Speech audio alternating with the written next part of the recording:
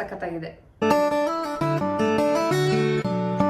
Hi ಯಾರ್, welcome back to Sanchita Kannada blogs. I hope ಎಲ್ಲ ಚೆನ್ನಾಗಿದ್ದೀರಾ ಅಂತ ಅನ್ಕೊಂತೀನಿ. ಸೊ ನಾನಿವತ್ತು ಮ್ಯಾಂಗೋ ರಬ್ಡಿ ಕೇಕ್ ಮಾಡೋಣ ಅಂತ ಅನ್ಕೊಂಡಿದ್ದೀನಿ. ಸೊ ಲಾಸ್ಟ್ ಬ್ಲಾಗಲ್ಲಿ ನಾನು ಹೇಳಿರೋ ಥರ ಮ್ಯಾಂಗೋ ಮೇಳಕ್ಕೆ ಹೋದಾಗ ಸ್ವಲ್ಪ ಜಾಸ್ತಿನೇ ಮ್ಯಾಂಗೋನ ಪರ್ಚೇಸ್ ಮಾಡ್ಕೊಂಡು ಬಂದಿದ್ದೀನಿ. ಸೊ ಮ್ಯಾಂಗೋ ಸೀಸನ್ ಮುಗಿಯೋದ್ರೊಳಗಡೆನೆ ನಾನು ಮ್ಯಾಂಗೋಯಿಂದ ಏನೇನು ರೆಸಿಪೀಸ್ ಮಾಡೋಕ್ಕಾಗುತ್ತೋ ಆಲ್ಮೋಸ್ಟ್ ಎಲ್ಲ ಮಾಡೋಣ ಅಂತ ಅನ್ಕೊಂಡಿದ್ದೀನಿ. ಸೊ ಹಾಗಾಗಿ ಇವತ್ತು ನಾನು ಮ್ಯಾಂಗೋ ರಬ್ಡಿ ಕೇಕ್ ಮಾಡ್ತಾ ಇದ್ದೀನಿ. ಸೊ ಟೈಮ್ ವೇಸ್ಟ್ ಮಾಡದೆ ಸ್ಟಾರ್ಟ್ ಮಾಡೋಣ ಬನ್ನಿ. ಆ್ಯಂಡ್ ಯಾರು ಸ್ಕಿಪ್ ಮಾಡದೆ ಫುಲ್ ವಿಡಿಯೋನ ನೋಡಿ ಆ್ಯಂಡ್ ಸಬ್ಸ್ಕ್ರೈಬ್ ಮಾಡಿಕೊಂಡು ಸಪೋರ್ಟ್ ಕೂಡ ಮಾಡಿ. ಸೊ ಸ್ಟಾರ್ಟ್ ಮಾಡೋಣ ಬನ್ನಿ. ನಾನು ಇದನ್ನ ಮಾಡೋಕ್ಕೆ 2 ಮ್ಯಾಂಗೋ ತೊಗೊಂಡಿದ್ದೀನಿ. ಸೊ 2 ಮ್ಯಾಂಗೋ ಸಾಕು ಅಂತ. ಸೊ ಇದು 2 ಮ್ಯಾಂಗೋನ ಇವಾಗ ನೀಟಾಗಿ ಕಟ್ ಮಾಡ್ಕೊಳ್ಬೇಕು. ಆ್ಯಂಡ್ ನಿಮಗೆ ಯಾವ ಮ್ಯಾಂಗೋ ಕೂಡ ಬೇಕಾದರೂ ತೊಗೊಳ್ಬೋದು, ಯಾವ ಮ್ಯಾಂಗೋ ತೊಗೊಂಡ್ರು ಮಾಡ್ಬೋದು. ಆ್ಯಂಡ್ ಮ್ಯಾಂಗೋ ಒಂದು ಸ್ವಲ್ಪ ಸ್ವೀಟ್ ಇದ್ದರೆ ತುಂಬ ಚೆನ್ನಾಗಿರುತ್ತೆ ಆ್ಯಂಡ್ ರೆಸಿಪಿ ಕೂಡ ತುಂಬ ಚೆನ್ನಾಗಿ ಬರುತ್ತೆ. ಸೊ ನಾನು ಅದಕ್ಕೆ ನಿನ್ನೆ ತಂದಾಗ ಇದು ಜಾಸ್ತಿ ಏನು ಅಷ್ಟೊಂದೇನು ಹಣ್ಣು ಅಂತ ಅನಿಸಿರ್ಲಿಲ್ಲ. ಬಟ್ ಒಂದಿನ ನಾನು ಹಾಗೆ ಇಟ್ಟಾಗ ಫುಲ್ ಇದು ಇವತ್ತು ಫುಲ್ ಹಣ್ಣಾದಂಗೆ ಆಗಿದೆ. ಅದಕ್ಕೆ ಹೆಂಗೂ ಸ್ವೀಟ್ ಕೂಡ ಚೆನ್ನಾಗೇ ಇತ್ತು. ಅದಕ್ಕೆ ಇವಾಗ ಮಾಡೋಣ ಅಂತ ಹೇಳಿಬಿಟ್ಟು ಸ್ಟಾರ್ಟ್ ಮಾಡ್ತಾ ಇರೋದು. ಈ ರೆಸಿಪಿ ಮಾಡೋಕ್ಕೆ ನೋ ಮೈದಾ, ನೋ ಓವನ್, ಆರ್ಟಿಫಿಷಿಯಲ್ ಕಲರ್ಸು ಬೇಡ ಆ್ಯಂಡ್ ಯಾವುದಾದ್ರೂ ಫ್ಯಾನ್ಸಿ ಇಂಗ್ರೀಡಿಯೆಂಟ್ಸು ಯಾವುದು ಬೇಡ. ಮನೇಲಿರೋ ಇಂಗ್ರೀಡಿಯೆಂಟ್ಸ್ನೇ ಯೂಸ್ ಮಾಡ್ಕೊಂಡು ಕೂಡ ನಾವು ಈ ರೆಸಿಪಿನ ಮಾಡಬಹುದು. ಪಲ್ಪ್ನೆಲ್ಲ ನಾನು ಈ ರೀತಿ ಕಟ್ ಮಾಡ್ಕೊಂಡಿದ್ದೀನಿ. ನಾನು 2 ಹಣ್ಣು ತಗೊಂಡಿದ್ದೆ. ಎಲ್ಲ ಮಿಕ್ಸ್ ಹಣ್ಣುಗಳನ್ನ ನಾನು ಪರ್ಚೇಸ್ ಮಾಡಿರೋದ್ರಿಂದ ಒಂದು ಯೆಲ್ಲೋ ಕಲರ್ ಇದೆ ಆ್ಯಂಡ್ ಒಂದು ಆರೆಂಜ್ ಕಲರ್ ಇದೆ. ಬಟ್ 2 ಹಣ್ಣು ತುಂಬಾ ಸ್ವೀಟ್ ಆಗಿದೆ. ಸೊ ನಾನು 2 ಮಿಕ್ಸ್ ಮಾಡಿ ಮಾಡ್ತಾ ಇದ್ದೀನಿ. ಇವಾಗ ಇದನ್ನ ನೆಕ್ಸ್ಟ್ ನಾನು ಇವಾಗ ಮಿಕ್ಸಿ ಮಾಡ್ಕೊಬೇಕು. ತಿಕ್ ಪೇಸ್ಟ್ ನ ರೆಡಿ ಮಾಡ್ಕೊಬೇಕು. ಇವಾಗ ಕಟ್ ಮಾಡಿರೋಂತ ಎಲ್ಲ ಮ್ಯಾಂಗೋ ಕ್ಯೂಬ್ಸ್ ನ ಒಂದು ಮಿಕ್ಸಿ ಜಾರ್ಗೆ ಹಾಕ್ಬಿಟ್ಟು ಇವಾಗ ಅದೇ ಜಾರಿಗೆನೆ ನಾನಿಲ್ಲಿ 1 ಕಪ್ಪಲ್ಲಿ 3/4 ಕಪ್ ಅಷ್ಟು ಸಕ್ಕರೆ ತಗೊಂಡಿದ್ದೀನಿ. ಆ ಸಕ್ಕರೆನ ಕೂಡ ಆಡ್ ಮಾಡ್ತಾ ಇದ್ದೀನಿ. ಸಕ್ಕರೆ ಬದಲು ನೀವು ಬೆಲ್ಲ ಕೂಡ ಯೂಸ್ ಮಾಡಬಹುದು. ಅಂಡ್ ಅದಕ್ಕೆ ಒಂದು ಏಲಕ್ಕಿ ಕೂಡ ಹಾಕ್ತಾ ಇದ್ದೀನಿ. ಫ್ಲೇವರ್ ತುಂಬಾ ಚೆನ್ನಾಗಿರುತ್ತೆ ಅಂಡ್ ಸ್ಮೆಲ್ ಕೂಡ ತುಂಬಾ ಚೆನ್ನಾಗಿ ಬರುತ್ತೆ ಅಂತ. ಇದನ್ನ ಇವಾಗ ನೀಟಾಗಿ ನಾನು ಒಂದು ತಿಕ್ ಪೇಸ್ಟ್ ರೀತಿ ರೆಡಿ ಮಾಡ್ಕೊತಾ ಇದ್ದೀನಿ. ಪೇಸ್ಟ್ ನೋಡಿ ಎಷ್ಟು ಚೆನ್ನಾಗಿ ಬಂದಿದೆ ಅಂತ. ಇದಕ್ಕೆ ನೀವು ನೀರೇನು ಯೂಸ್ ಮಾಡೋದು ಬೇಡ, ಹಾಗೇನೆ ಡೈರೆಕ್ಟ್ ಆಗಿ ಪೇಸ್ಟ್ ಮಾಡ್ಕೊಂಡ್ರೆ ಚೆನ್ನಾಗಿ ಬರುತ್ತೆ ಪೇಸ್ಟ್. ನೆಕ್ಸ್ಟ್ ರೆಡಿ ಆಗಿರೋ ಪೇಸ್ಟ್ ಅಲ್ಲಿ ಒಂದು ಸ್ವಲ್ಪ ಪೇಸ್ಟ್ ನ ಒಂದು ಚಿಕ್ಕ ಬೌಲ್ಗೆ ಹಾಕ್ಬಿಟ್ಟು ಇಟ್ಕೊಂತಾ ಇದ್ದೀನಿ. ನೆಕ್ಸ್ಟ್ ರಬ್ಡಿ ಮಾಡ್ಬೇಕಾದ್ರೆ ಈ ಮ್ಯಾಂಗೋ ಪಲ್ಪ್ ನ ಯೂಸ್ ಮಾಡಬಹುದು. ಬಾಕಿ ಮಿಕ್ಕಿರೋಂತಹ ಎಲ್ಲ ಪೇಸ್ಟ್ ನ ಒಂದು ನಾನು ಮಿಕ್ಸಿಂಗ್ ಬೌಲ್ಗೆ ಟ್ರಾನ್ಸ್ಫರ್ ಮಾಡ್ಕೊತಾ ಇದ್ದೀನಿ. ಸೊ ನೀವು ಸ್ಟಾರ್ಟಿಂಗ್ಗೆ ಹೀಗೆ ತೆಗೆದಿಟ್ಕೊಂಡ್ಬಿಟ್ರೆ ನೀವು ಮತ್ತೊಂದ್ಸತಿ ಏನು ಪೇಸ್ಟ್ ಮಾಡೋ ಅವಶ್ಯಕತೆ ಇರಲ್ಲ.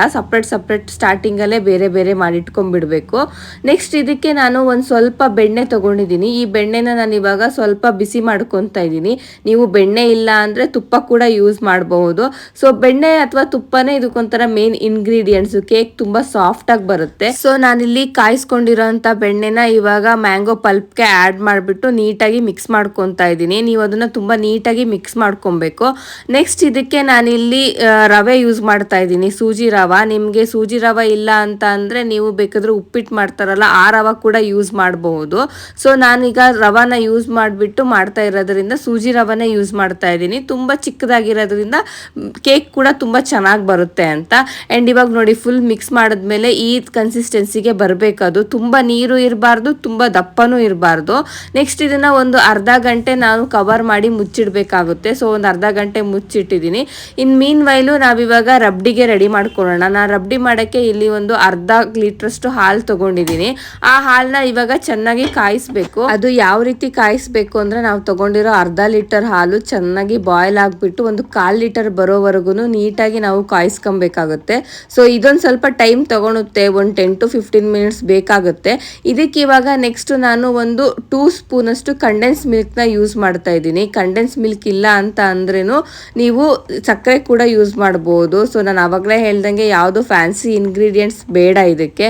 ನೀವು ಇದು ನನ್ನ ಹತ್ರ ಇತ್ತು ಅಂತ ನಾನು ಯೂಸ್ ಮಾಡಿರೋದು. ನೀವು ಇದ್ರ ಬದಲು 2 ಸ್ಪೂನ್ ಸಕ್ಕರೆ ಯೂಸ್ ಮಾಡಿದ್ರೂ ಸೇಮೇ ಬರುತ್ತೆ, ಏನು ಡಿಫ್ರೆನ್ಸ್ ಅಂತ ಅನ್ಸಲ್ಲ.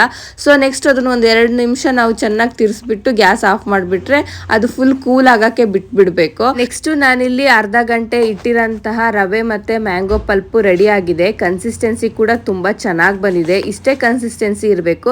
ಸ್ವಲ್ಪ ಏನಾದರೂ ದಪ್ಪ ಆಗಿತ್ತು ಅಂದ್ರೆ ನೀವು ಅದಕ್ಕೊಂದು ಸ್ವಲ್ಪ ಹಾಲು ಕೂಡ ಯೂಸ್ ಮಾಡಬಹುದು. ನೆಕ್ಸ್ಟ್ ಇದಕ್ಕೆ ಇವಾಗ ನೆಕ್ಸ್ಟ್ ನಾನಿಲ್ಲಿ 1 ಸ್ಪೂನಷ್ಟು ನಾನು ಬೇಕಿಂಗ್ ಪೌಡರ್ನ ಯೂಸ್ ಮಾಡ್ತಾ ಇದ್ದೀನಿ.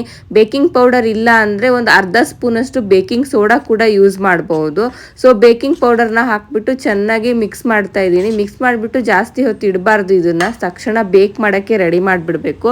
ನಾನಿಲ್ಲಿ ಓವನ್ ಯೂಸ್ ಮಾಡ್ತಾ ಇಲ್ಲ, ಬಿಕಾಸ್ ಓವನಲ್ಲಿ ಮಾಡಿದ್ರೆ ಈಸಿಯಾಗಿ ಬೇಗ ಆಗಿಬಿಡುತ್ತೆ, ಬಟ್ ಎಲ್ರಿಗೂ ಗೊತ್ತಾಗಲ್ಲ. ಅದಕ್ಕೆ ನಾನು ನಾರ್ಮಲ್ ಮೆಥಡನ್ನೇ ಯೂಸ್ ಮಾಡಿಬಿಟ್ಟು ಇವತ್ತು ಕೇಕ್ ಮಾಡ್ತಾ ಇರೋದು. ಸೊ ನಾನಿಲ್ಲಿ ಒಂದು ತವಾ ತೊಗೊಂಡಿದ್ದೀನಿ, ನಾನ್ ಸ್ಟಿಕ್ ತವಾ ಇಲ್ಲ ಅಂದರೆ ಸ್ಟೀಲ್ ತವಾ ಕೂಡ ಯೂಸ್ ಮಾಡ್ಬೋದು. ಅದಕ್ಕೆ ನಾನು ಒಂದು ಬೇಕಿಂಗ್ ಶೀಟ್ನ ಹಾಕಿದ್ದೀನಿ. ಬೇಕಿಂಗ್ ಶೀಟ್ ಇಲ್ಲ ಅಂದರೆ ತವಕ್ಕೆ ಒಂದು ಸ್ವಲ್ಪ ಎಣ್ಣೆ ಹಚ್ಬಿಟ್ಟು ಮೇಲ್ಗಡೆ ಒಂದು ಸ್ವಲ್ಪ ಗೋಧಿ ಹಿಟ್ಟನ್ನ ಹಾಕ್ಬಿಟ್ಟು ಅದ್ರ ಮೇಲ್ಗಡೆ ಕೇಕ್ ಮಿಕ್ಸ್ನ ಹಾಕಬೇಕು. ನಾನಿಲ್ಲಿ ಕೇಕ್ ಮಿಕ್ಸ್ನ ಹಾಕ್ಬಿಟ್ಟು ಚೆನ್ನಾಗಿ ಸ್ಪ್ರೆಡ್ ಮಾಡ್ತಾ ಇದ್ದೀನಿ, ಎಲ್ಲ ಕಡೆ ಒಂದೇ ರೀತಿ ಬರಲಿ ಅಂತ. ನೆಕ್ಸ್ಟ್ ನಾನಿಲ್ಲಿ ಗ್ಯಾಸ್ ಮೇಲೆ ಒಂದು ರೊಟ್ಟಿ ತವಾ ಇಟ್ಟಿದ್ದೀನಿ. ರೊಟ್ಟಿ ತವಾ ಅಥವಾ ದೋಸೆ ತವಾ ಕೂಡ ಯೂಸ್ ಮಾಡ್ಬೋದು. ಸೊ ರೊಟ್ಟಿ ತವಾ ಇಟ್ಬಿಟ್ಟು ಅದ್ರ ಮೇಲೆ ರೆಡಿ ಮಾಡಿರುವಂತಹ ಕೇಕ್ ಮಿಕ್ಸ್ನ ಇಟ್ಬಿಟ್ಟು ಲೋ ಫ್ಲೇಮಲ್ಲಿ ಒಂದು ಅರ್ಧ ಗಂಟೆ ಅದನ್ನ ಬೇಕ್ ಮಾಡಬೇಕು. ಸೊ ನಾನಿಲ್ಲಿ ಅರ್ಧ ಗಂಟೆ ಬೇಕ್ ಮಾಡಕ್ಕೆ ಇಟ್ಟಿದ್ದೀನಿ.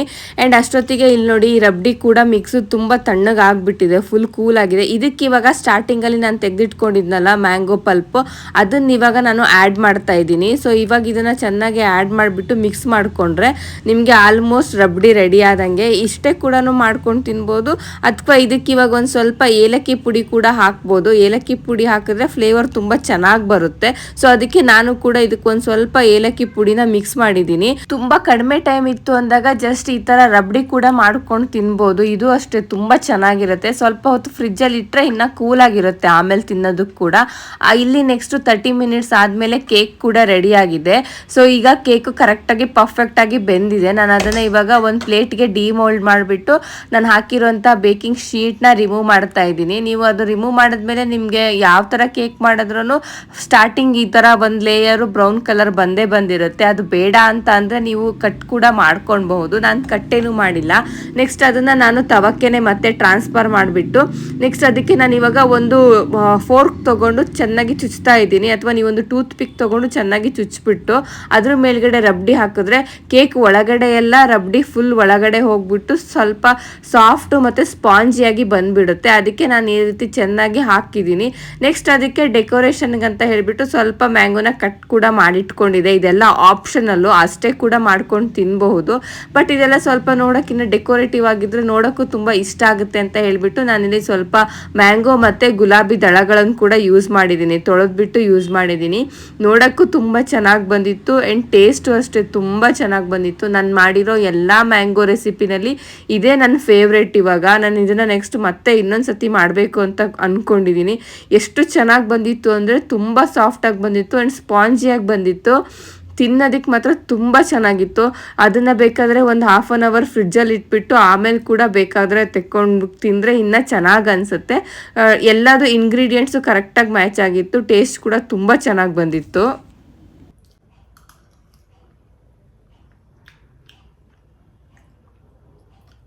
ಸಖತ್ತಾಗಿದೆ, ರಿಯಲಿ ತುಂಬ ಚೆನ್ನಾಗಿ ಬಂದಿತ್ತು. ಒಂದ್ಸತಿ ಎಲ್ಲರೂ ಟ್ರೈ ಮಾಡಿ ನೋಡಿ, ನಿಮಗೂ ಇಷ್ಟ ಆಗ್ಬೋದು. ಆ್ಯಂಡ್ ಎಲ್ಲರಿಗೂ ಈ ವಿಡಿಯೋ ಇಷ್ಟ ಆಗಿದೆ ಅಂತ ಅಂದ್ಕೊತೀನಿ. ಸಬ್ಸ್ಕ್ರೈಬ್ ಮಾಡ್ಕೊಳ್ಳಿ, ಸಪೋರ್ಟ್ ಮಾಡಿ. Thank you.